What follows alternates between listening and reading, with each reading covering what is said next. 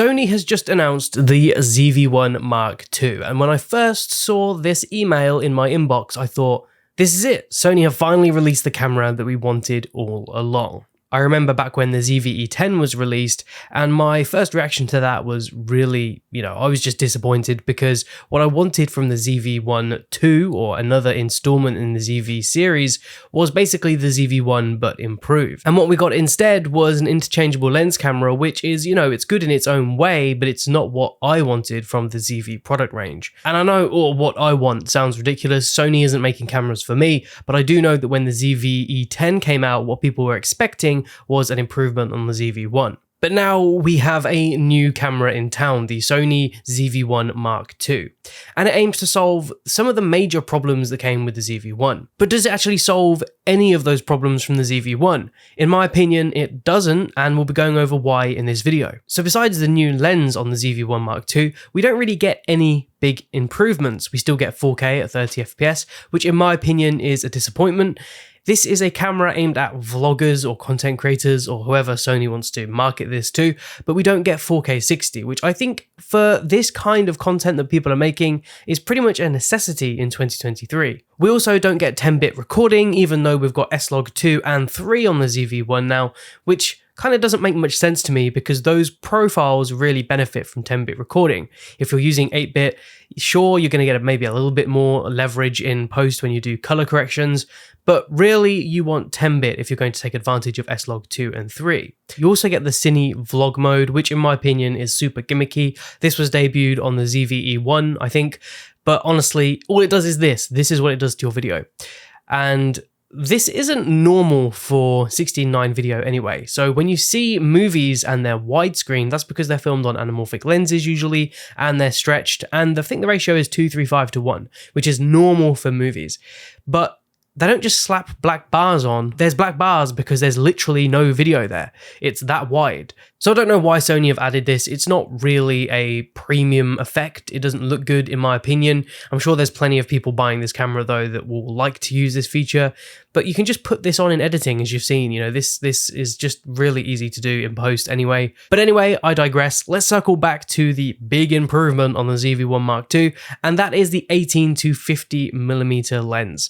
So this lens is basically a response to people that said that the ZV-1 lens wasn't wide enough for vlogging, especially when they were using, active stabilization or anything like that, because it would crop in and then it would be, a much more punched in image and it wouldn't be wide enough for taking videos of yourself or whatever you were planning to use the ZV-1 for. But there's a massive catch with this lens that is going to really impact the performance of the camera in my opinion.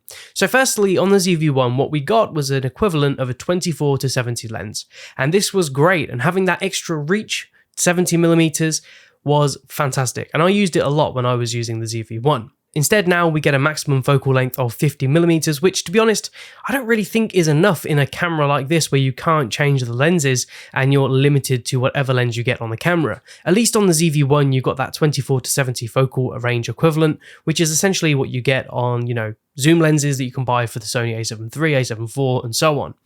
But also having 70mm on the ZV-1 enabled you to get a more compressed image and better depth of field, especially when all you have is that 1-inch sensor. So now you only have 50mm. If you're using the camera on its, its longest focal range, you're not going to get as much compression or depth of field, which in my opinion was a huge advantage of that 70mm focal range on the ZV-1, because you could zoom in a bit more, get that compression, and feel like you're actually filming on something that doesn't have a 1-inch sensor. But the biggest drawback to this new lens, in my opinion, is the f4 aperture at 50mm. That is ridiculous. This is a 1-inch sensor that people are going to be using for vlogging, content creating, whatever, and they're limited to f4 at 50mm.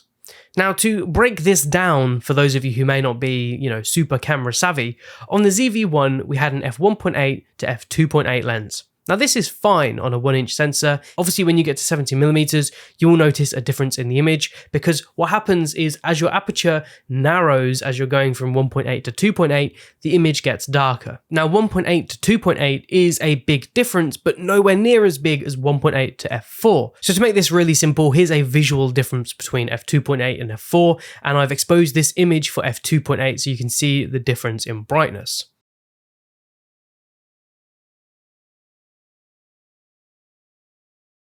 Okay, so I actually deleted this video and then re-uploaded it because I felt this part of the video was a little bit unclear, especially if you're not super familiar with cameras. So I mentioned that the 50mm is at f4, and that is correct, but the lens is an 18 to 50 f1.8 to f4. So when you're at 18mm and you're at the widest that the lens will be, you'll be at f1.8. So you'll still get that nice depth of field. It'll still help the lens to let in a lot of light.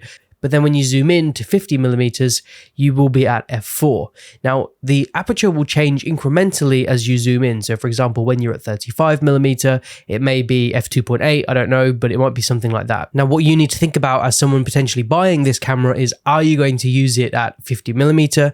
If so, be prepared to use that f4 aperture. It means you'll be able to let less light into the lens. It might mean that you have to increase the ISO, which might make the image a bit grainier, for example, or you may need to light your scenes better depending on what you're using the ZV-1 Mark II for. With an increased aperture, it also means less depth of field, so 50mm on the ZV-1 would give a better depth of field and more background blur than 50mm on the ZV-1 Mark II, for example. But hopefully this little addition to the video helps and explains the aperture change a little bit more.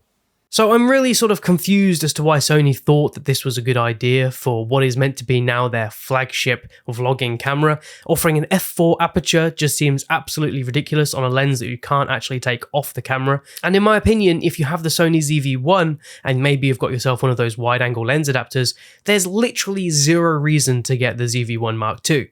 In fact, you may actually be downgrading if you do. There's also another problem. We don't get any optical image stabilization at all on the ZV-1 Mark II. So if you want to add stabilization to your footage, you have to use active stabilization. And get this, let me just bring up the facts here. So if you want to use active stabilization, it crops into around 23mm. So that's only 1mm wider than the Sony ZV-1. So let me wrap my head around this. Sony, you give people the option of an 18 to 50mm lens.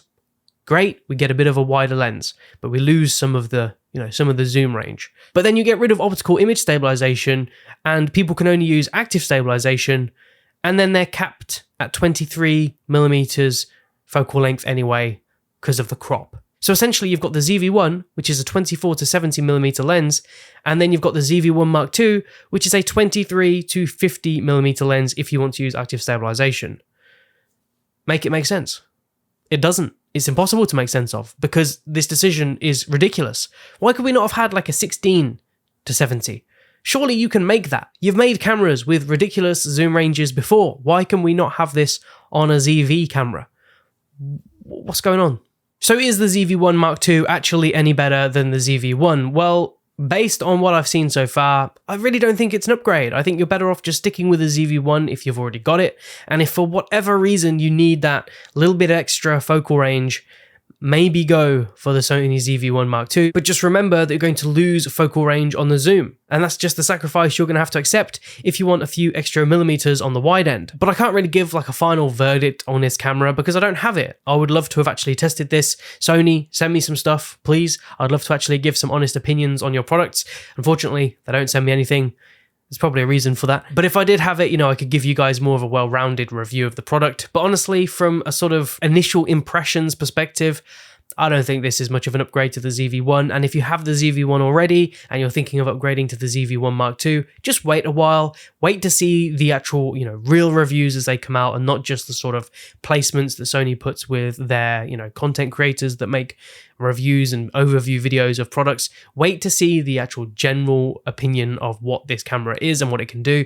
Because honestly, like I said, I don't think this is a big upgrade. So if you've been watching this video and you're thinking about getting the ZV-1 Mark II, feel free to leave a comment down below. I'd love to actually have a conversation about this, see whether or not you're on the same wavelength as me, or maybe you do think it's a real big improvement to the ZV-1. Let me know down in the comments and let's chat. If you enjoyed this video, be sure to leave a like. It really helps out my channel. If you want to see more from me, hit that subscribe button and that bell as well, and you'll be notified when I upload another video, and hopefully I'll see you in the next one.